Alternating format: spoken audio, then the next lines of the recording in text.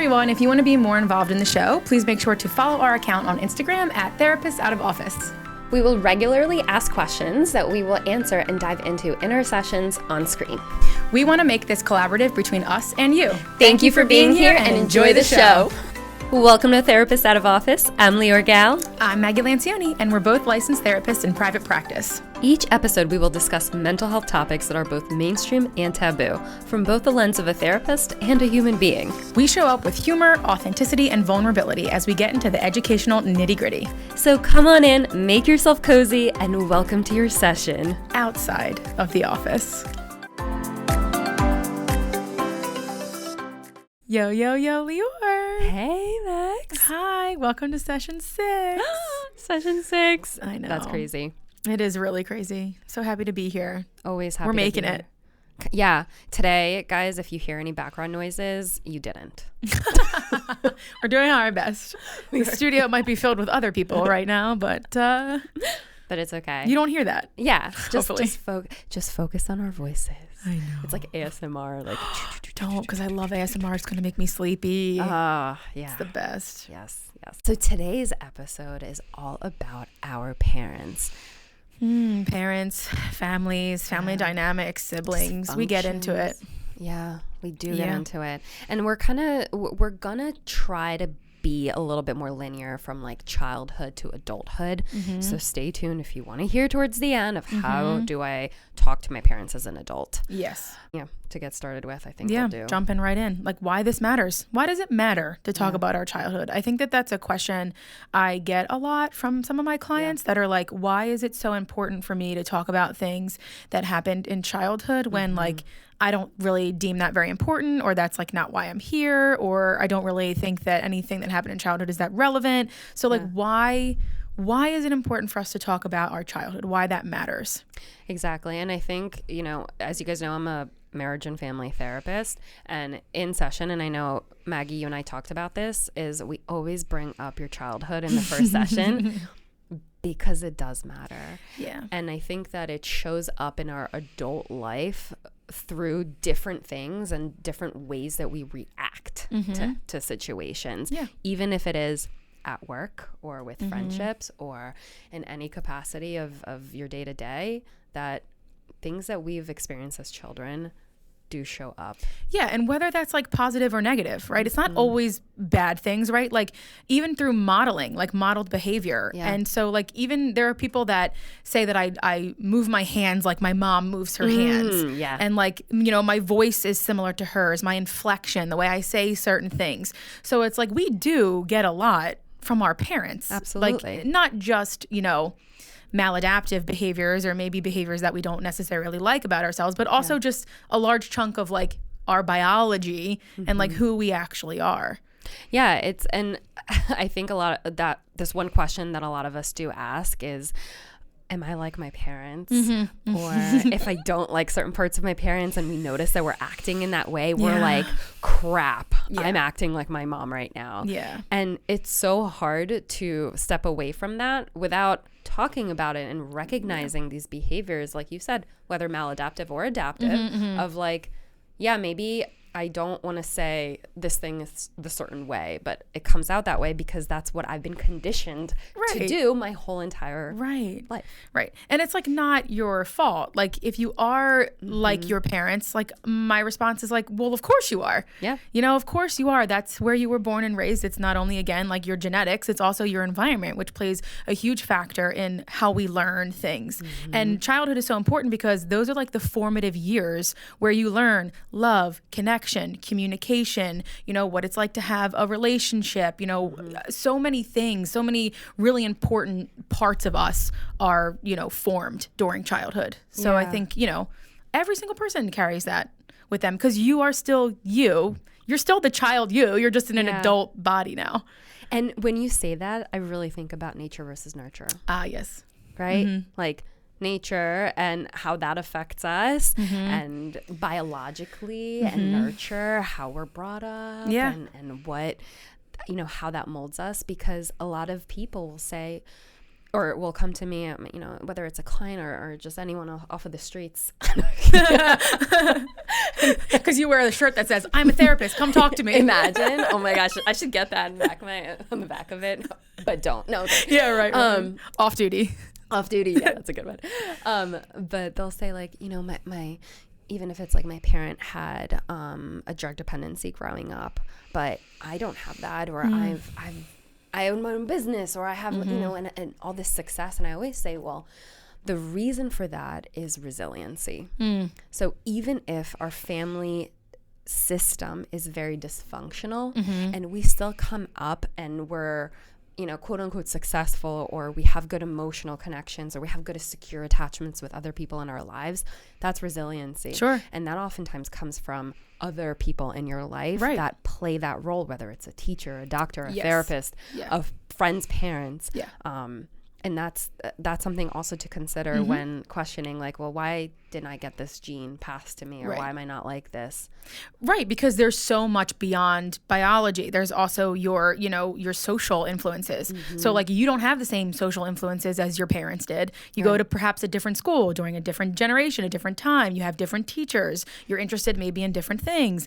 I also think too, and we'll get into siblings and all of that, but that's why siblings who grew up in like the same exact environment can be so vastly different.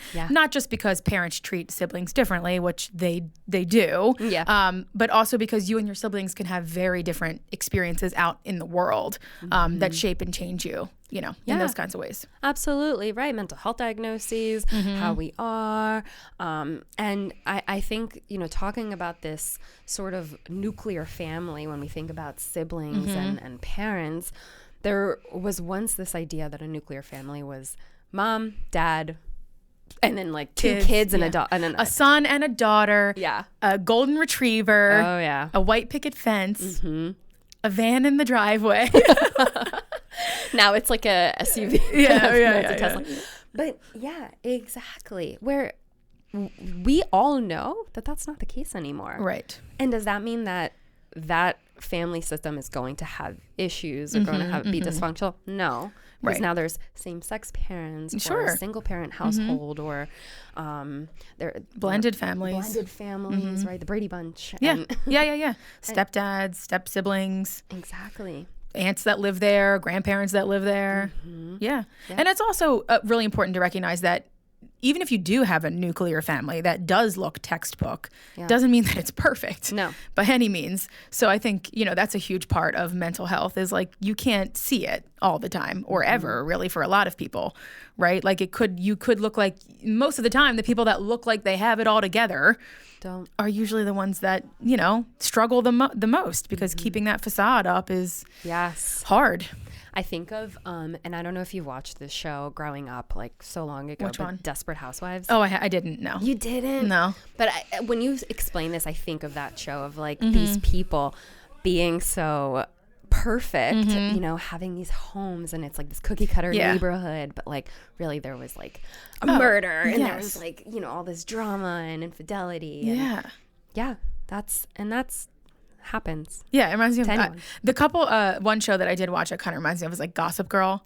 Did you watch that? Xoxo. Oh, I rewatched it. Many times. It's a comfort show. So don't shame me, but like I don't know that much about it. I only watched a couple episodes. I don't even know how long ago, but that's like what it reminds me of. It's like you look at these families and they're wealthy and they're they're all together and the kids are attractive. And like you think like, oh man, they're all perfect. And obviously it's a dramatization of a show, but it lets you know that like mental health does not discriminate, and like dysfunction does not discriminate. Exactly. Yeah. No, it absolutely doesn't. And I think too, when we talk about these like kids and now Serena and Blair. Oh yeah. Serena had a sibling. Blair was an only child. Oh wow, you are really pulling the info. Now I think about it, I don't know if anyone had two siblings. That's interesting. I don't know. I wonder if like TV shows show like bigger families. Like obviously I said Brady Bunch. But like I have a friend that's one of 5, which is wild for me to think about because I grew up with one sister. Yeah. My uncle is the last of 14. Yeah. I'm married into that side of the family. It's my biological aunt's husband. But yeah, he's the last of 14 with one bathroom. That's my husband's mom was one of like 7 or 8 with one bathroom. Yeah. I can't even live right now, me and my partner with one bath. Like I can't imagine having one bathroom. I have one child. I don't know. I could not imagine 14 kids. Like, I mean, number 12 has to be lost along the way. Like, I would be like just naming them numbers. Yeah. Where's child number 12? Thing 2, thing 3. Yeah. Right. Oh, I'm sure that they really messed up. Yeah. And like, how do you look at birth order from that? Right? Because like when you think of siblings, you often do think of birth order. Yeah. But like when there's so many, just child in the middle, like somewhere in the middle. Like, are they all middle children? Anywhere from 2 to 13, you're a middle child. And then really, how does the youngest child really act? Yeah, I really don't. I don't know. I don't know. It's interesting. That is interesting. But actually, that's a really good concept and really important thing to talk about, because I think that, and all over TikTok, all over Instagram Reels, we always see these like jokes about like youngest child, middle child, and oldest child, and how they act with their parents. And there is some truth to that. There's research to that where your birth order does matter. Yeah. What child are you? So I'm the youngest. She's the youngest, and I'm the middle. So we're coming from the baby and the middle child, which I think, I don't know. Have you been judged for that? Like being the youngest sibling? Because I definitely get a lot of shade being the middle child. People are like, oh, you're one of those. I feel like middle child is like actually pretty elite. I don't know why. Thank you. Yeah. I mean, like the youngest child is the best, obviously, but like, don't tell my sister. I do have a younger sister. She would agree that she was the best. Well, then, there you go. Yeah, because I think, and we could talk about this, but in this scenario, it's a case of like 3 kids, right? Yes. Middle and child and youngest. Yeah. But the oldest child is typically, I think, held to a different standard. A lot is expected of them. Most of the time, they are the ones being parentified, which we will go into and explaining what that means. But that one is typically the overachiever, I think, the one that follows the rules. And then middle child, I'll let you speak to that one since you can relate. Yeah. So it's funny because I Googled it because I was like, who am I? Like, what do people think? Like, I know, I obviously know of middle child syndrome, but I wanted to see like what the interwebs said. Yeah. And it basically just is like, adaptable, independent, like the one that's often feels like forgotten about, like somewhere in the middle. It says like feels left out. It did talk about like being a peacemaker. A lot of the like characteristics definitely feel I resonate with them. You can subscribe. Yeah, I can definitely subscribe. It was like, people pleaser, the go-between for like the siblings. And I was like, maybe so. Sort of like gets along with everyone in the family. I wonder if I did read though that I think one of the things said like you can also be like a little rebellious as a middle child. Because you're not really if you feel forgotten, it's like you want to do things to be seen. Yeah. So that makes sense to me too. That does make sense. I think I saw that on Google. Yeah. I wonder where like scapegoat fits into this. Like they're the scapegoat or maybe not in a negative way, but also just like, oh, go ask your sister, go ask Maggie. Yeah. What about you for the baby? For the baby, they are seen as the best, the most amazing, I think it's like, get away with more. Like you're more social, I think. You're more outgoing, charismatic. I think it's manipulative. But it said fun. So funly manipulative, meaning like, I think it's more of, and maybe like the youngest and the middle might actually relate to this of like, if my oldest sibling got it, then I know I deserve it as well. And it's almost like that fairness. And I don't know, because I have a friend who's a middle child, and I feel like, she really wants fairness within her family, and I know that I do as well. And I wonder if that's where like maybe that manipulation comes from. It's also different too, because I know we've talked about this off camera, but you have an older sister and I have an older brother.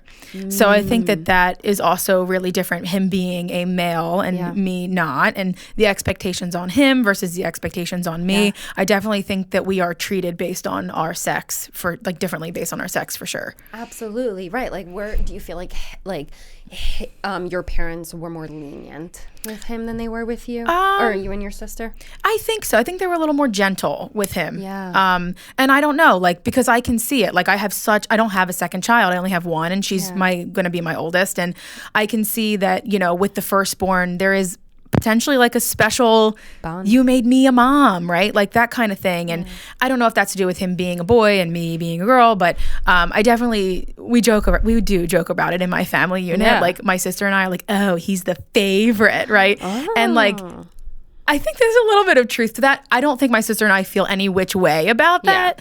Yeah. And especially me now as a mom, I'm like, I'm pretty sure my daughter's always going to be my favorite. Sorry, child two. I'm going to tell child number two. But like, I can see it playing out in my childhood with my parents definitely being more, I think, nurturing or coddling perhaps to him than me. But again, I'm also very, very different from him. Yeah. So I don't know how much of that is nature versus nurture, because I was always a little more spunky and always a little more outgoing and always a little more verbal and like, you know, argumentative. Like I would fight back, you know, that kind of stuff. You advocated a lot for Yeah, and he didn't. And I don't know if that's firstborn or if versus middle child versus boy versus girl. Like I don't know. There's a lot at play there. Exactly. And as you were saying that, I was really thinking about like, you guys are 3 versus 2, right? Yeah. You have 2 parents and it's 3 of you. Yes. For me, it was 2 versus 2. Yes. And it's really interesting because for our family dynamic, and I think this shows up a lot, is one parent gets close to one kid and the other parent gets close to another kid. And I don't know how it works maybe in a family of 5 versus a family of 4, but I definitely had experienced that where like I was closer to my mom and my sister we still are. My sister is closer with my dad. Now, interesting. Yeah. That doesn't mean that I don't get along with my dad or she doesn't get along with my mom, but that there is this like almost like mini me complex of like my dad sees maybe more of himself in my sister and my mom sees, you know, or maybe it's the opposite. Maybe opposites attract in this situation. And so that is interesting how like birth order, the type of family, how many family members you have. Yeah, definitely. What would that be like with 14 kids? Yeah. No, I know. And then you think of the opposite, like the only child. Yes. You think of like the single one person, little person, right? And like what that's like, right? Like what I hear a lot of that is like, you know, in childhood, it's like you struggle with sharing, like you don't know how to share things because you don't have anybody that you have to necessarily do that with. I think, you know, it's like, it's interesting to see it, like how it's different and how it plays out. Yeah, because, you know, you're potentially more spoiled. Yeah, maybe, yeah. And that might bring on entitlement. It might not. Because energy isn't like diverted to other kids or, you know, you get to kind of have all of that. But I also think too that could play into mental health because it's like all the spotlight was always on me. Under a microscope all the time. So it could be like, you know, I'm used to being the center of attention, but that makes me feel like I have to be a perfectionist. Yeah. And if I make any mistakes, like it's going to be noticed because there's no one else to, you know, grab that attention from me. Exactly. And so if you're not an only child and you have siblings, the idea of siblings causing us trauma is also very real. Just like our parents could influence us in many ways, so can our siblings. Yeah, absolutely. Yeah, like, I mean, you could go really far into this in terms of like, you know, siblings who are abusive or siblings who are mean or siblings who have health-related issues. Yeah. And so like how that impacts us. I mean, it's not just our parents that have an impact on our mental health and our outlook. Yeah, exactly. And I think that when that happens and let's say you do have you mentioned health. Let's say you have a sibling with some sort of physical health issue even or mental, and a lot of the attention is placed on them because they require it for, you know, whatever reason. That might make us feel some sort of way, and that might stay with us moving forward, even if it's not anyone intentionally putting the trauma on you. It's how it landed in ourselves in that moment, what we took from it of maybe I'm like not that important, or I have to be the good kid because my sibling is not, or my sibling is sick and I have to not take a lot of attention. Exactly. And I'm totally segueing here for a quick second because I was just thinking about it. But when a lot of the times, because you said physical symptoms, and I think about like stomach pain or like kids that come in with like to the doctors with stomach pains, headaches, and there's no real reason for it. Typically, I always ask, well, what's happening in the household? So a lot of the times at kids, because they do this subconsciously, because it's not a conscious thought, but like they'll see mom and dad fighting in the home, and in order to break that up, instead of being like, mom, dad, like stop yelling, which sometimes happens, they'll be like, oh, my stomach hurts. Yes, and absolutely. My stomach hurts. And now instead of the parents focusing on each other and the fight, they focus on the kid and getting them the help that they need. And so it's almost like being conditioned, and a lot of that, those psychosomatic symptoms come up with kids more often than we think, that like, okay, well, is it really a stomach ache, which it is, but what's really causing it could be a dysfunction in the home. I'm really glad that you brought that up, because we talk a lot about how trauma lives in the body, right? And like that is what psychosomatic is, right? It's like mental health related that impacts your actual like physical medical health. Exactly. But you're right, like getting down to the root of, is this medical versus is it psychological? Not that one is more real or valid than the other. They're both very real and valid. It's just like how to treat it. Exactly. I think is really important to recognize. Right. The pain is real. Yes, it's really the pain there. Is real. Yeah. It's just what's causing that pain, and trauma. And so to that first question, that first topic that we talked about is it really important to bring up now, even if it happened in childhood? I don't know. Do you have IBS? Or do you have like chronic stomach aches or headaches or backaches or anything in your body? And you don't know where it's coming from. Maybe it's coming you just never know. Or even just understanding like some of your behaviors, like how did I become this way? Like when you were talking about, just kind of going back a little bit, but like when you were talking about like having siblings and like how they cause trauma, and it's like you could also be the sibling that does that without even realizing that you're doing that. So my example for me is I'm 6.5 years older than my sister. So when she was 6.5, I was like going on 13, right? Wow. Terrible. I mean, how were you when you were 13? So I was like, I don't want this 6-year-old like, coming around me. And I remember like, oh, she's so annoying. I would try to block her out of the basement because we would play in the basement, like me and my cool kid girlfriends, like, and my 6-year-old sister or whatever, like, whatever age she was, like, trying to block her out of that. And she like remembers, she's 25 now and we're very, very close, but she does remember that. And like, even though it was me being like an angsty teen, she does remember feeling like not wanted and left out. And I remember her feeling annoying. And it's, I mean, for her, it's like, she looks at that situation. She's like, I didn't feel good during that. And now I'm like, you know what, you're right. Like that probably really did suck as this like little kid. Yeah. I can developmentally where a 13-year-old is at is like not, going through a lot. Your brain doesn't even develop until you're 25. No, I don't think I was consciously being that way. But that's what I'm trying to say is that like, you don't necessarily have to have intention, to actually affect someone. I didn't intend to have her carry that with her whole life at 13. However, she knows it. She remembers it. Yeah. And now the tides have turned because she's so cool and 25. And I'm like, do you love me? Do you like me? I'm 31 and old. You're so cool now. Oh my God. So roles have reversed. The tides have turned. Yeah. The turntables have turned. It's my favorite thing to say. Yes, exactly. That's so funny because, and I wonder if like that's why youngest children are manipulative and charismatic is because we want that attention so badly from our older siblings. Because I know, when my sister had her friends over, I would be like sneaky and like spying on them and like, let me hang out with you guys, because my sister's 4.5 years older than me, which is still a pretty big age gap. Yep. But I remember I thought like she was so cool. I would steal her clothes, like all of that. And now I'm like, why are you wearing that? Like, it's so funny how like things have shifted. Oh, for sure. But to that extent of like siblings causing trauma, that also can be because of something that's called triangulation, or parents talking about their, let's say like my mom talking to my sister about me, or my dad talking to me about my sister, and that coalition almost forming like the family coalitions. And I guess that's when I spoke before about like me and my mom were close, me and my sister and my dad were like, those are coalitions. And we were pinned against each other subconsciously, not consciously. where I knew that if I got in trouble, Mom, if my sister got in trouble, Dad. Yes, yeah, you know who to pick. I knew who to pick. I knew to go to my mom because I knew that she would, take my side. Yes. So that also affects us is, if our parent vents to about us to our sibling, that's uncomfortable. Yeah. Or if there's secrets in the secrets, that's a whole. I know.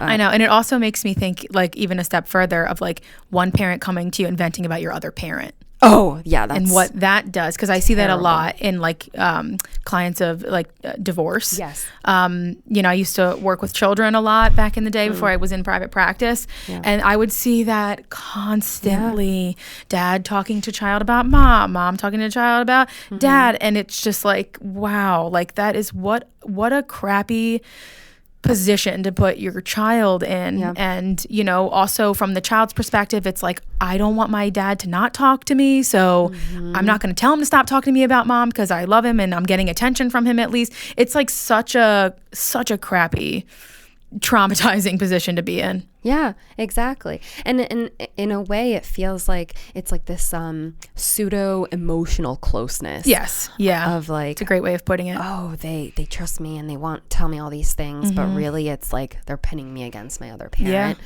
Or they're pinning me against my sibling, or they're pinning me against whoever. Yeah. And that is not fair because you deserve to create your own opinions about the people in your life. Yeah. Even in friendships. And and you're a child and you want to be loved. So you don't want to tell your dad no, or your mom no, or whatever. You just want it to be like, okay, you just want it the status quo. So you're not really, and it's also not your job to have to do that at a young age, but yet it becomes like something that you feel forced to have to do. Exactly. And it's really, really hard. Yeah. Yeah. And that is kind of like what leans into like parentification and like becoming a parentified child. Yeah. Which basically means that you're a child with the expectations of a parent. And for some, it's like really extreme. Like you're responsible for working and paying bills and making lunches maybe for your younger siblings or making dinners for the family. You can be parentified in like real parent ways as well as the emotional like space. You know, you're doing emotional work. Well, Dad, don't worry.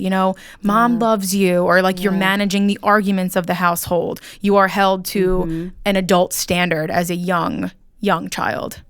Yeah, exactly. And a good example for that is even like, and you might relate to this more, but like, because you were 6.5 years older than your sister. My sister was 4.5 years.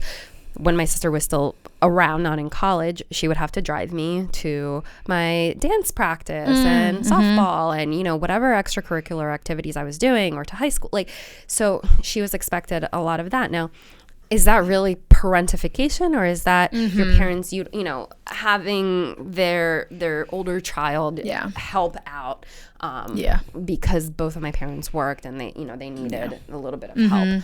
And how much does that really affect you? I guess that would depend on your sister's perspective. Exactly. Right? Like if she was like, it was annoying, but whatever, versus like, I was forced to do these things against my will that, and I was told I couldn't go to the party with my friends because I had to take care of my sister. It really depends. Perception, right? Like perception is the reality of, how we've lived. Yeah. So I think it really depends on that. And what is it that you said in one of our past episodes? Intention does not equate impact. Yes. Yeah.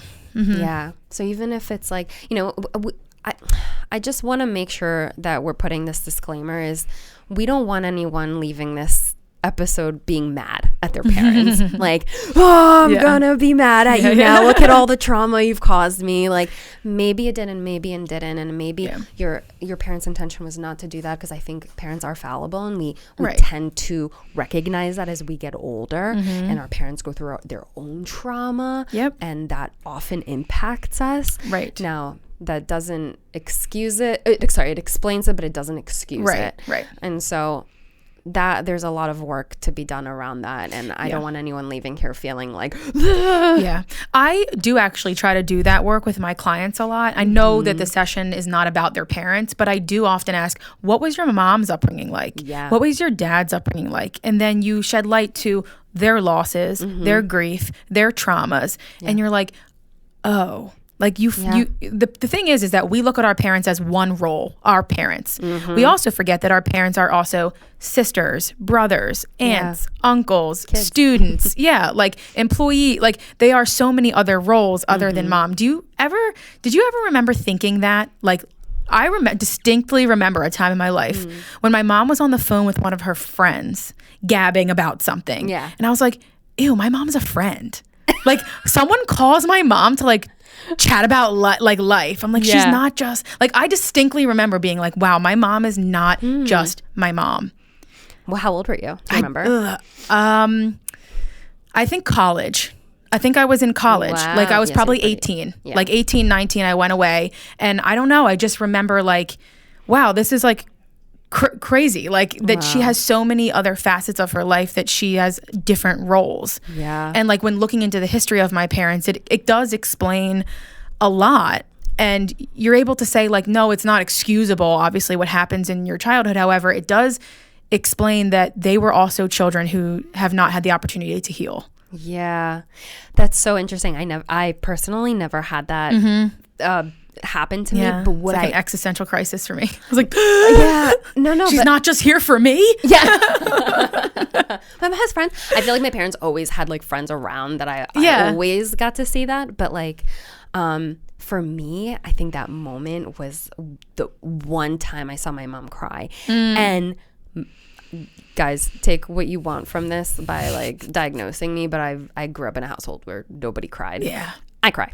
Yeah. I have no problem crying. Yeah. And I don't hide me crying either. I'm like a professional crier. So. Oh, yeah. It's so again, resilience. Do you want to have a cry off? I will win. No. I will cry right now.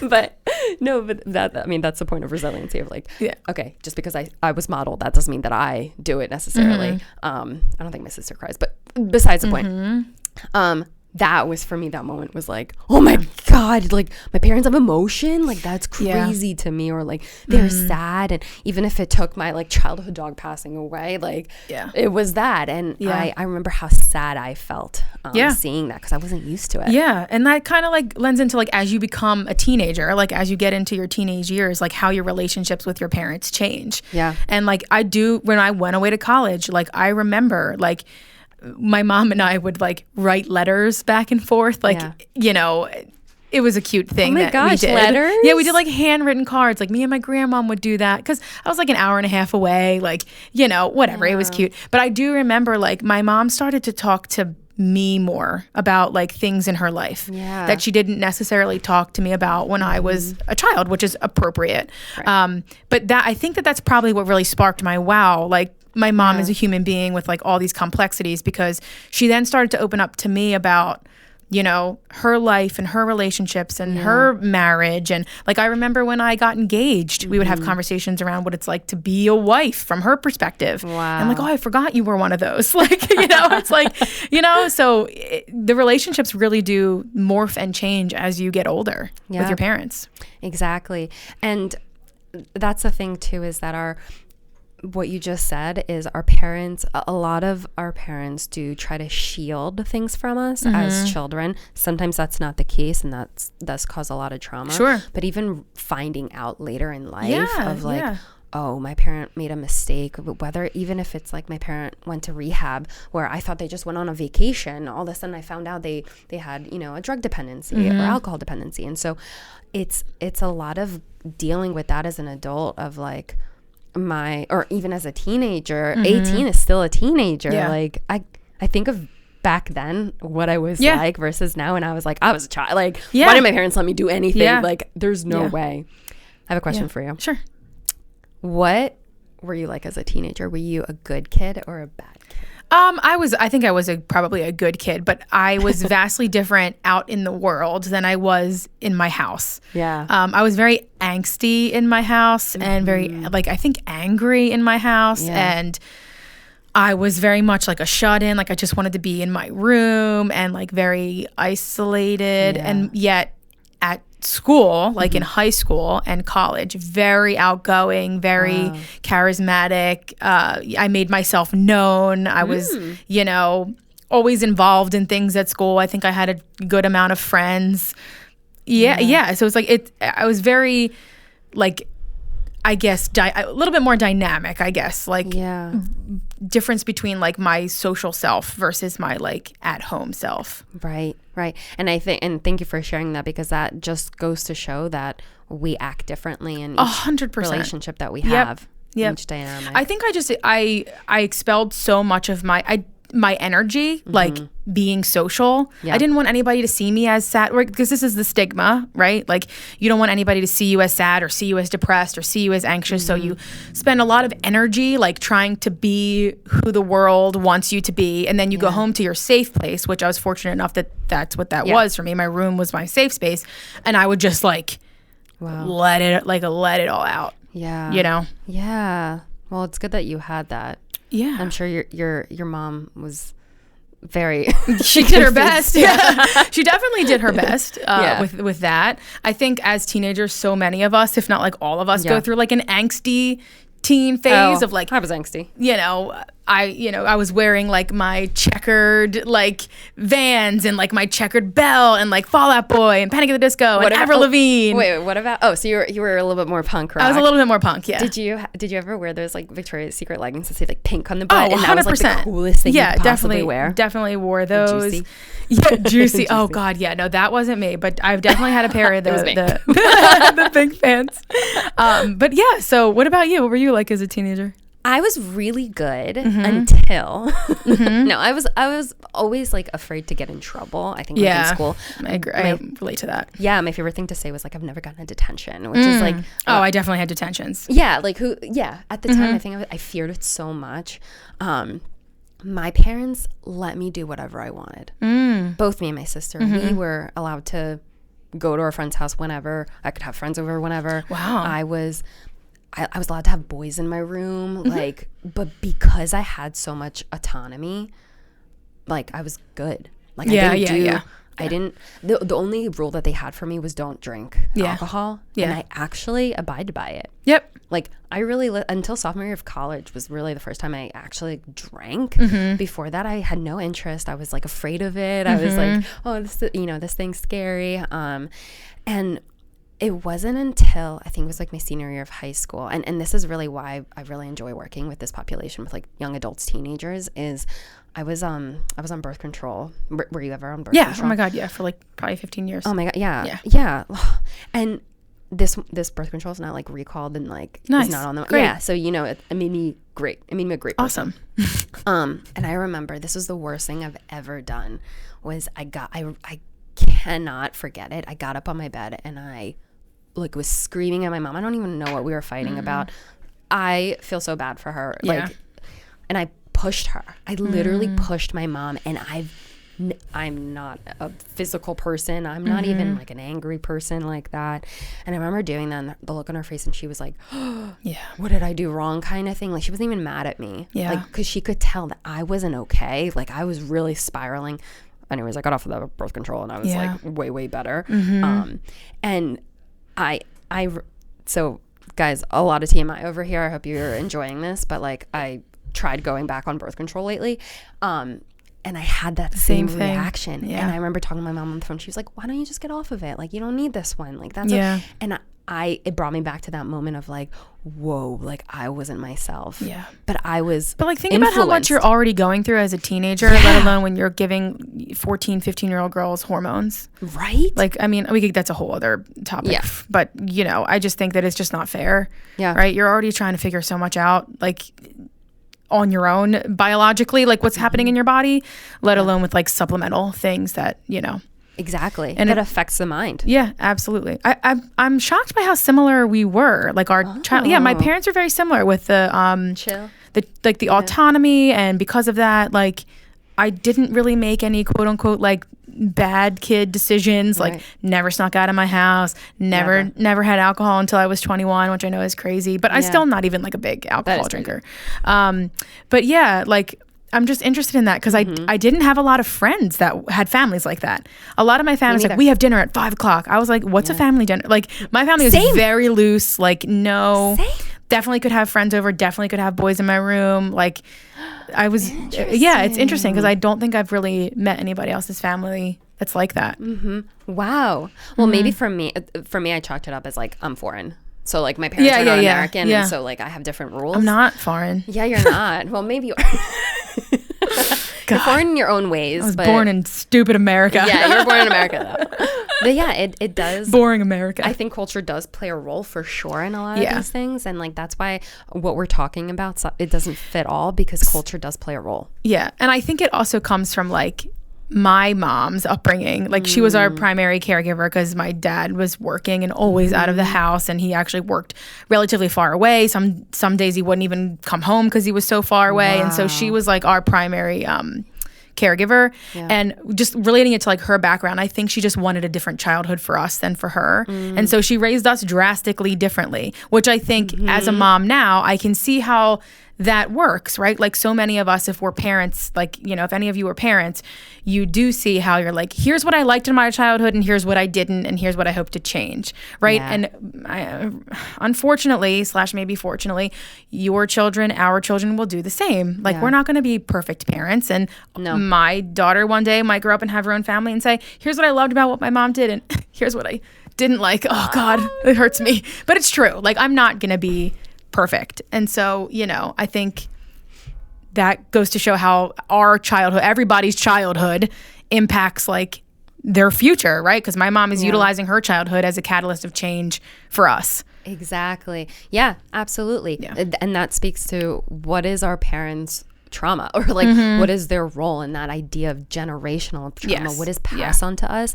And am I going to be the cycle breaker in this family dysfunction? Yeah. Right. So it's sort of like if my parents are like,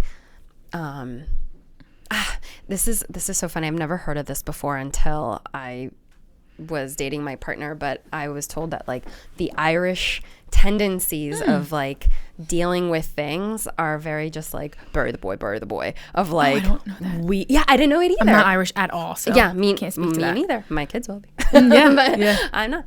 And I remember him telling me that, and I was like, wow. What does that mean? What's bury the boy? Bury the boy. It's kind of just like we don't talk about the feelings. Do you have to say it like that? I don't know why. Maybe bury the boy.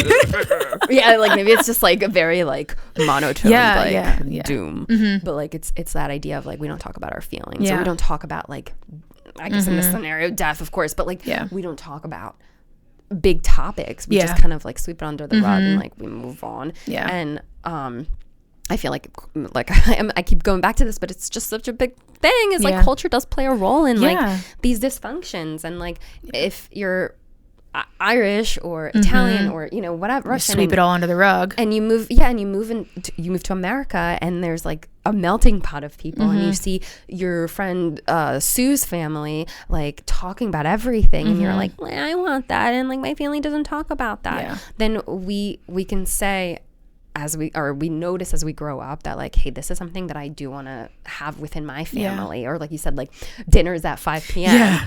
Right? Like, such a foreign concept. It's such a foreign concept, but we do like it, and we gravitate towards that. So maybe that's what we pull from. Yeah, and routine. Yeah, it helps to know, like, at least I'm going to see my family at 5. Like, we all get together at the table. Yeah. But then even just kind of like when you were talking about your husband's family, there's also like the other side of the coin where families express too much emotion. Oh, yes. Right? Where it's like high emotional expression, right? Like where it could be like anger and, you know, violence and, you know, just like really inappropriate, scary emotion, right? So like there is a balance to all these things, I think.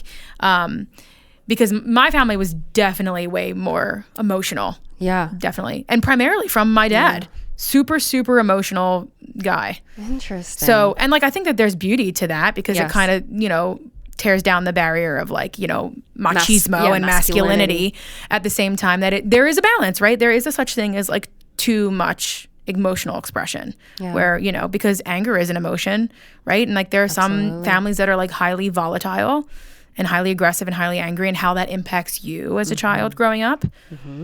So, yeah. Absolutely. Yeah. And just because your family is one way doesn't mean that you're going to be that way. And just, I think most important is understanding that part of you that is triggered by these things. And is it fair to have to be the cycle breaker? Yeah. No, it's not fair. And the question is, what is best for you in that scenario? Yeah. And recognizing that, like, basically what it means to be a cycle breaker is to take all the things that have happened generationally in your family and try to not do those things anymore. Yep. And that's really hard because it's really all that you and your family has ever known. So to do that work, hopefully you do it in tandem with a wonderful supportive therapist, can help you do that. But to do that work it's not seamless and perfect and easy. Like, there might be some experiences where you do have moments where you're like, crap, that was not my best self. Yeah. And oh man, am I going back to those behaviors and I'm trying so hard to break these patterns. And that's what, when you had said like, we're fallible humans, like we're not perfect, and you can still be a cycle breaker and still have some moments where you're like, crap, like, I didn't do that great. Right. That doesn't mean that you're less of a cycle breaker.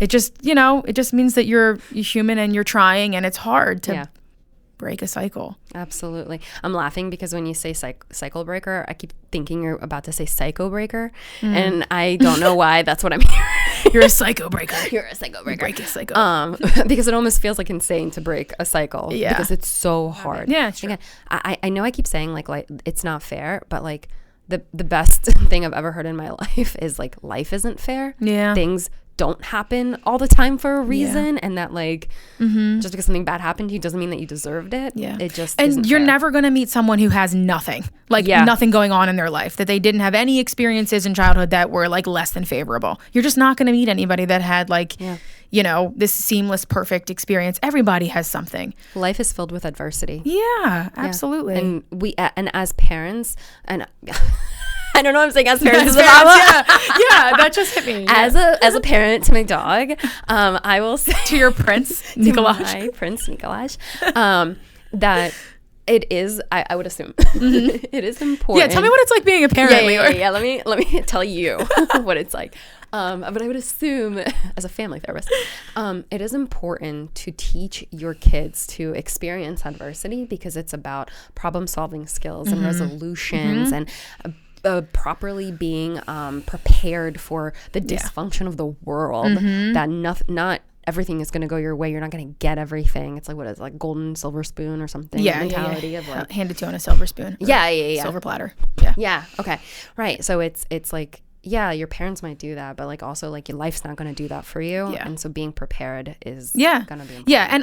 And as children and as adolescents, you have way less control over that, right? Like your parents do set the tone for your household. There's not much that you can do as a child and as an adolescent, because it's their house. You don't really, there's not much that you have too much control over. Right. When you start to enter adulthood, that's when I think most of our community members are adults. And that's where it comes into play of, okay, what do I do now that I recognize these things from my childhood or my adolescence, and now I want to have boundaries, or now I want to have better relationships with my parents. Now I have children of my own, and I'm finding all the stuff from my childhood is coming up and coming out on my child. So the adult part is where I think you can take a little bit of the control back, and what that looks like and feels like. Yeah. And I also wonder about when does that come? When does that time really come? Because when you mentioned that story about being 18 and you recognizing that your mom has friends, and like it was almost like that moment for you, but like, when is that moment? And I think it's different for everyone, of like being an adult, quote unquote, whatever that means, and being expected to still I guess like act like you are a child, like a small child. You're still your parents' child, but like the role that you play now is going to be very different. Yeah. I think that's really hard for parents too, to recognize that their children are not children. Yeah. Like that is, I think, tough too, as we all have parents, most of us have parents, or some kind of caregiver, for you to say like, no, I'm an adult now. Like I get to make my own rules in my own house and for my own family.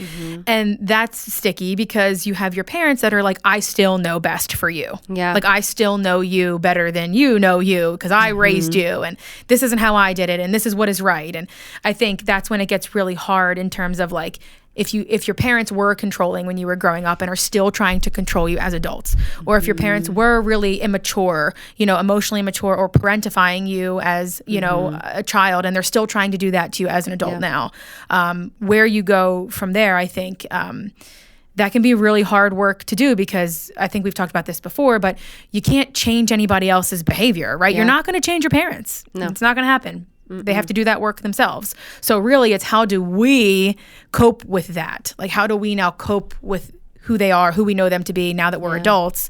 And how do we change these patterns and set boundaries and say like, yes, I'm still your child. However, not really anymore. Yeah, right. And especially if there's codependency involved, right? When we're really glued almost to our parents, or we can't imagine, you know, how can I possibly make this decision without asking my dad first? It's sort of like the oil change in the car of like you bring your car to the whatever dealership or wherever you go. And they're like, yeah, you need an oil change, you need this, you need that. And it's always, I don't know what you do, but I'm always like, oh, okay. Let me call my dad.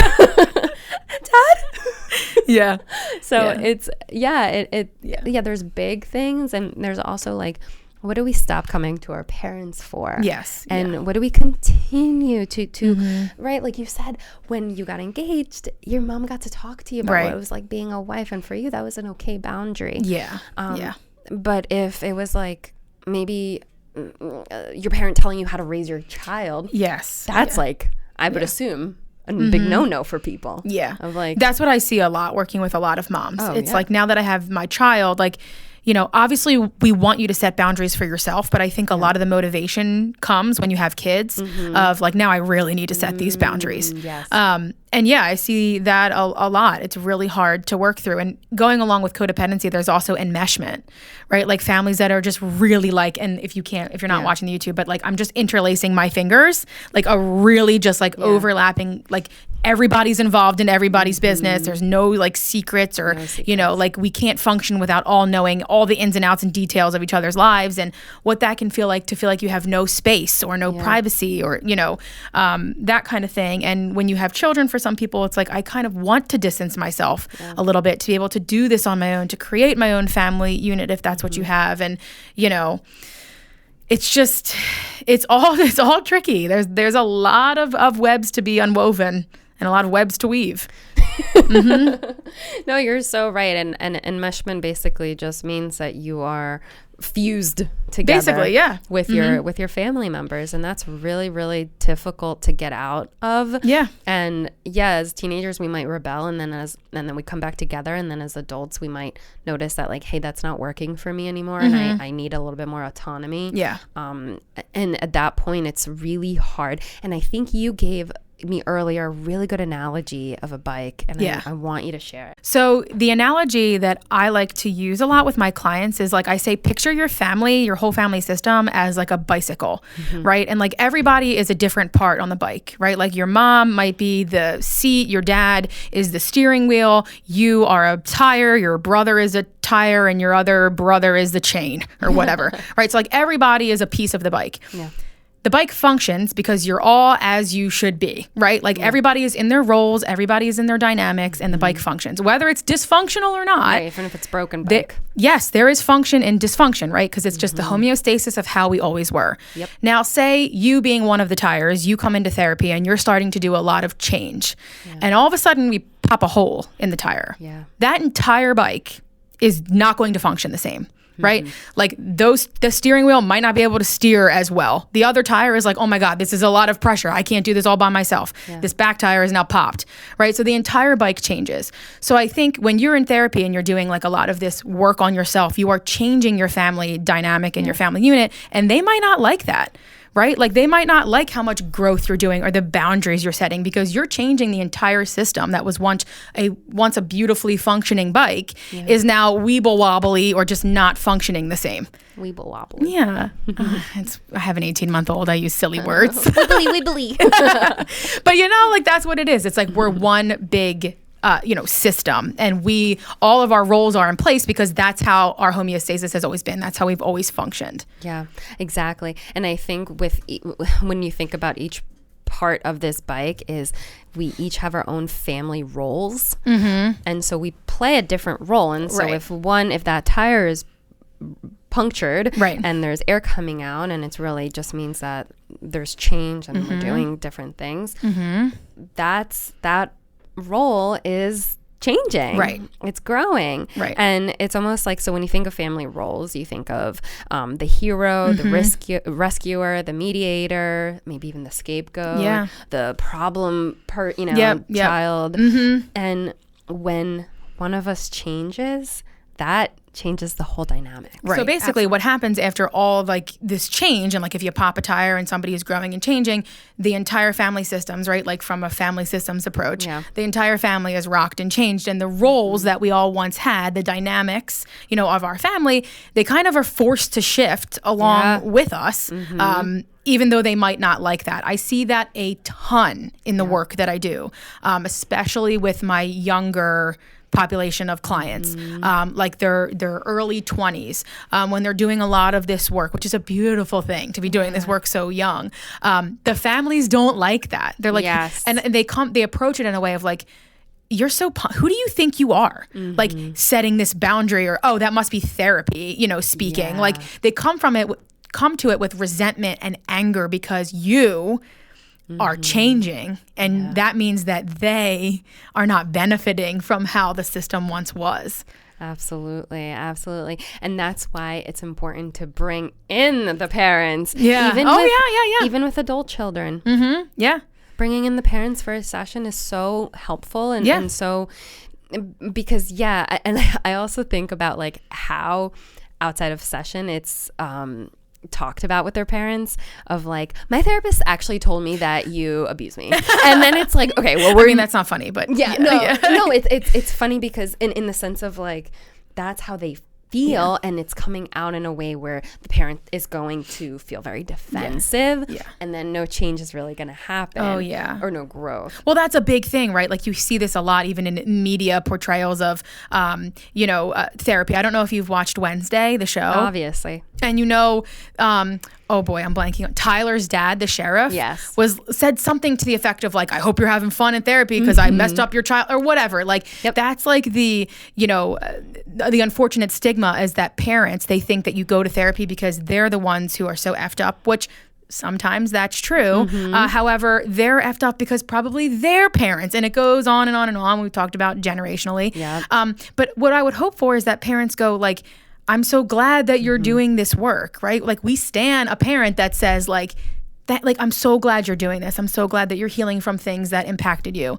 And I'm sorry that I was a part of that, but I want our relationship to strengthen. And I'm glad that you're doing that work. Like, how beautiful would that be? Like, how different would the world be, I think? But parents look at it as you're so ungrateful. I gave everything that I could to you. And, and you think that you were traumatized. They invalidate, they placate, they do all those kinds of things. And, it's really hard. And I think we see a lot of this as people become adults, like adult clients.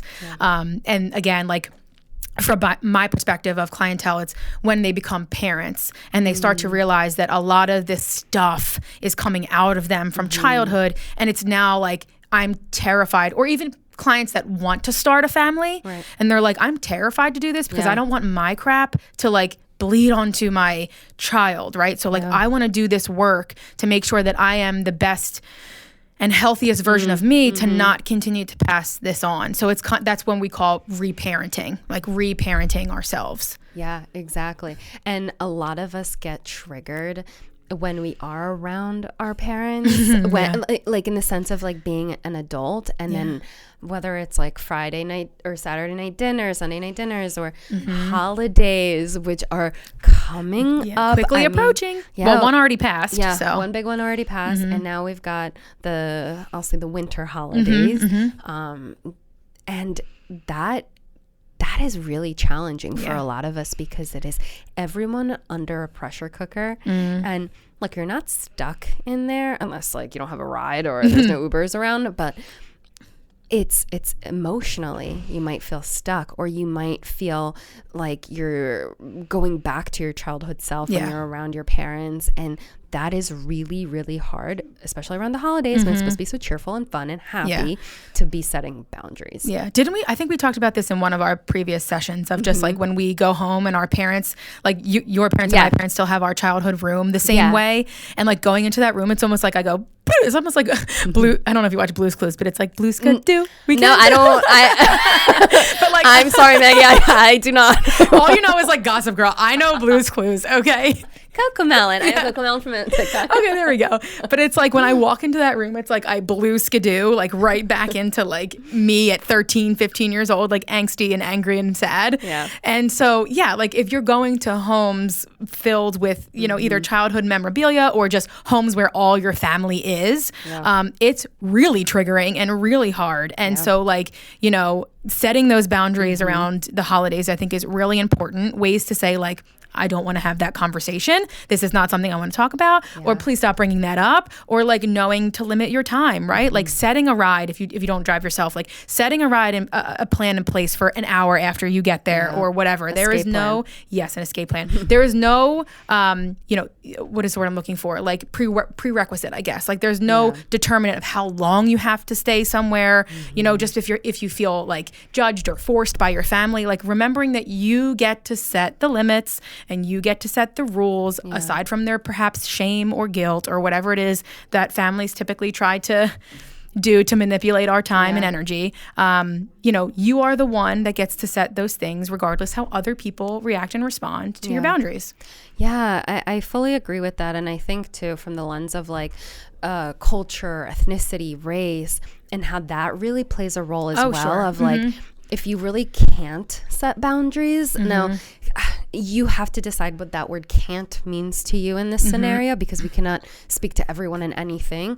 But if you are sitting there and you're like, F this, like I can't set boundaries with my parents, they'll just like own me. They'll take me off the will. They'll, you know, not talk to me ever. Okay, so make it be manageable for you. Like go into it. What is manageable? How can I have my escape plan that isn't necessarily obvious? If that makes you feel uncomfortable, like I mean, this is my go-to all the time, but I also deal with this all the time, so actually it's not really an escape plan, it's just my life. But like my stomach hurts. Oh yeah. My stomach hurts, I have to go. I'm having indigestion, or like I don't know, I just don't feel well, or I feel so tired, I don't want to drive so late. And like when you notice those yourself getting really, really stimulated, triggered, you know that that's your sign to kind of be like, hey, I'm peacing out. So boundaries can be like verbal, they could be physical, they could be mental. I mean, they could be in all these different types of boundaries. You got to remember that you're the only one that's taking care of you. Right? You're the only one that's taking care of yourself. I mean, other people can show you care. At the end of the day, though, you have to take care of yourself. No one else is going to protect your mental health for you. And it's really important to do that. And yeah, I mean, even for some people, it's like there are family. I mean, yes, there are a lot of us that are going to be around our families. And then there are some people who can't be around their families because they know it's just too much. It's too triggering. It's not good at all for their mental health. There are people who are no contact with their parents. Yeah, cut off from their parents. And how that is in not just around the holidays, which of course is troubling but or hard, but also just in life in general. Here, even this episode could be tough to hear if you're like, I don't talk to my parents, or I don't even know my dad, or whatever the case is. It can be really, really hard to think about and to talk about. And at the same time, just remembering there is no right way to live your life. You have to do what is best for you, because I have worked with clients who are no contact with their parents, and they get a lot of shame and guilt from other family members or from friends that are like, well, at least you have a mom, like you're lucky that she's alive, or whatever. And there's a lot of, again, shame, guilt, and invalidation around why you're no contact, but you know why you are no contact, and you are valid in sticking to that. Doesn't make it any easier, but you know, you're doing what is best for you. Yeah. And sometimes, and just when you said that about like, I may not know my dad, like family doesn't equate to blood. Yeah, absolutely. I'm glad you're bringing that up. Yeah. Because I could be, you know, we could be raised by even our grandparents, but by anyone. I always like tear up at these stories on Facebook, which is like, I need to get off social media, because it literally just like, you could be happy and sad all in the same second. Of like teachers that adopt their, you know, their students, and like, it's not like Matilda. Yeah, movie yes, Matilda? yes. Which, sidebar, there's a musical coming out, Matilda the musical. I'm a huge musical nerd. So I'm just letting everybody know, if you don't know, that Matilda the musical, I think she's coming out soon. And I'm really excited. Wow. I'm just a part of Matilda for the cake, for the chocolate cake. Oh, it looks so good, That didn't chocolate cake. I know, to die for. I can't watch that. I can't watch it without having a chocolate cake. Yeah, you have to have chocolate cake. Well, yeah, obviously. But yes, Miss Honey, she adopts. She adopts. Yeah, Matilda. And that's the point as well. And even if you feel that quote unquote like rescued, but that person is not treating you with respect, with that person, whenever you feel like, hey, something's not right, you don't owe anyone anything. That's a big thing, Leeor. That people think they're your parents. You owe them respect. You owe them your time. You owe them kindness, whatever the case. No. Yeah. No. And I always say this, and I meant to say this earlier, is you didn't choose to be here. Your parents chose for you to be here in some capacity, whatever it is that they did in order for you to be in this world. You were born. You were born, and it wasn't up to you. And that's life, you know? But then that means that you know, they're responsible to take care of you, not you're responsible to take care of them. Yeah, which is hard because a lot of times, you know, if you're a parentified child, if you're in an enmeshed family, if you have high emotional expression in your family, you can start to feel like it is your burden to bear, that you are responsible for your parents and responsible for the household. And that can be a lot on children. And you can't tell me that you don't carry that with you in adulthood. Oh, yeah. And I mean, even just looking at it in your own relationships with your friends, do you have the same role with your friends as you do as your family? No. Like, that's something interesting to look at. Yeah. Because some people do. Like, some people do. Yeah, like if you're right. Because also too, you can also be like you, a therapist, aware of like, I don't want to have this role with my friends, so I'm going to change that. Yeah. Or you can be someone who you're like, well, my role has always been caretaker, so I'm also going to caretake my friends. Or you've always been a people pleaser in your home because that was the way that your parents showed you love, was like when you did things well or when you got an A on your test. That was the only way to get their attention. And you might do the same thing at work, right? Where you like overachieve, or you say yes to everything and you're burnt out, but you don't know how to, you know, set a limit or a boundary. And so these things definitely are carried with you throughout your entire life, unless you start, you know, identifying them and working on them. Exactly. And hey, that's what therapy is for, right? That's what therapy is for. What do you think is the biggest controversial topic? What do you think is the most controversial topic within families, I guess, around the holidays? Leeor. Probably politics. Definitely. Oh my gosh, politics. Especially now with everything that has happened and is still happening. Since 2016. Yeah, this was like dividing. Like family dividing. Yeah. Oh yeah. Yes, absolutely. It's a tough, and I think a big thing lends to like, I think we have such a tough time. Well, I should say the older generations have a really tough time with change and growth. And I just see it even in terms of like my parents around like technology. Yeah. Like I say this to my mom all the time. If she listens to this, I'm like, Mom, you know what to do. Like you have to learn. You have an iPhone. If you have an iPhone, then you also sort of kind of know how to use a MacBook. Like, and like, you know, or YouTube. Like, like, you know what Safari is. Like you use it on your phone. You can find it on your, like the same thing with like Amazon. She's like, okay, so funny. I put it in my cart and then where do I go? Ma, come on. Like, you know, like these are conversations we have all the time about just like, I'm like, you gotta learn. You have to adapt. It's been around for a while and I don't foresee it going anywhere. And that's just like a silly example, but that is even true in regards to like political outlook and, you know, social injustices and things around religion and things around politics and around, you know, LGBTQ rights and our orientation and gender expression and all these things where it's like, oh my God, you say they, them, and it's like their whole world is like rocked and shit. Oh my God, everything I know to be I'm literally knocking over the. I'm very passionate about this topic. Yeah, but like anything that we know to be true is now like rocked and shaked because pronouns are changing. Yeah, and it's just like, you know. Yeah. It's like, let's vibe. Yeah, we got to move with the time. We have to move with evolve. We have to evolve. We have to change. Adapt. We have to adapt. I mean, without that, like, where are we going? Like, what is the point? Feel stuck. Yeah, for sure. Yeah. So yeah, a lot of charged conversations probably around politics during the holidays. Yeah. And our advice to that is, again, just say as much as you feel is necessary for you. Take it with a grain of salt. If you want to fight back, you fight back. Yeah. If you don't, and you just kind of want to, okay, like that, I don't subscribe to that, it's not me. Yeah. But like, whatever you do, that's your choice. Yeah.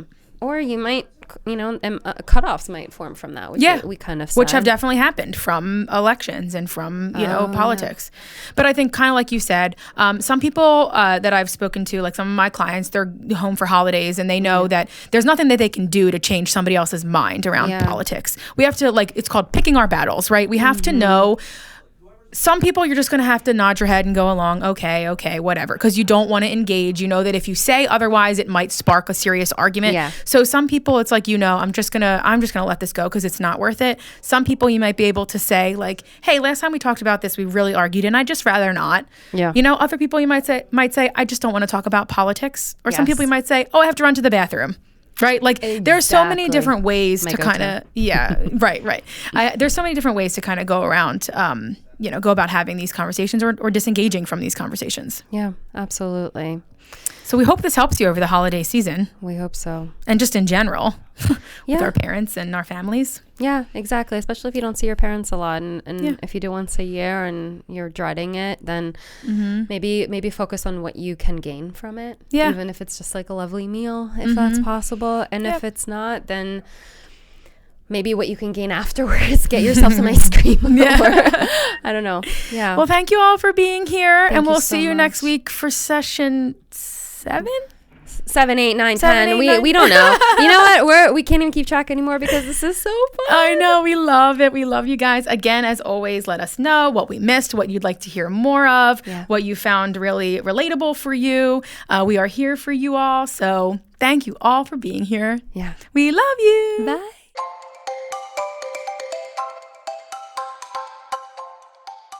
If you'd like to be a part of our community, ask us questions, be involved, laugh your tuchus off, and enjoy some hand-drawn art, don't hesitate to follow us on our socials, both Instagram and TikTok, at Therapy Gal for me, Leeor, and at Therapy with Maggie LPC for me, Maggie, and our shared Instagram at Therapists Out of Office. Write a review, follow, subscribe, check us out on YouTube if you want to watch, listen to our podcast on most major platforms. We cannot extend our gratitude enough. Thank you all for being here and for being a part of this. We love you.